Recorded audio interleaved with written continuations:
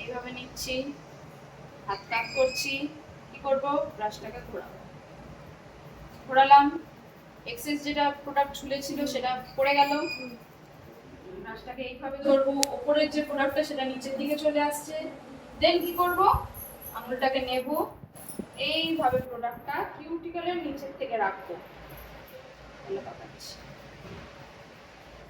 আচ্ছা এইবার যে দলাটা পেকে গেল, টিপি মতো যেটা হয়ে গেল, সেইটাকেই চেপে দেবো। কিভাবে চাপবো যাতে কিউটিকলের সাথে ঠেকে না যায়, যাতে একটুখানি ফাঁক থাকে, সেইভাবেই। এইবার এটাকে সাইডে টেনে দিচ্ছি, এই সাইডে টেনে দিচ্ছি, এই সাইডে টেনে দিচ্ছি, আঙুলটাকে নিচু করছি যাতে জেলটা নিচের দিকে আসে, সেই জেলটাকে দিয়েই কিন্তু হচ্ছে।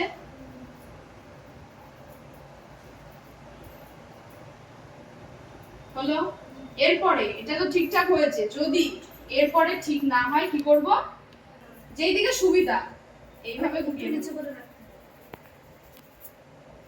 গোল এসছে, রাউন্ড এসছে, রাউন্ড আসার পরে কি করব, এটা হাত সোজা করে ইউভি ল্যাম্পের মধ্যে দিয়ে দেব, কতক্ষণ, 100 মার্জিন দেওয়ার পরে আমাদের 120 সেকেন্ড হবে।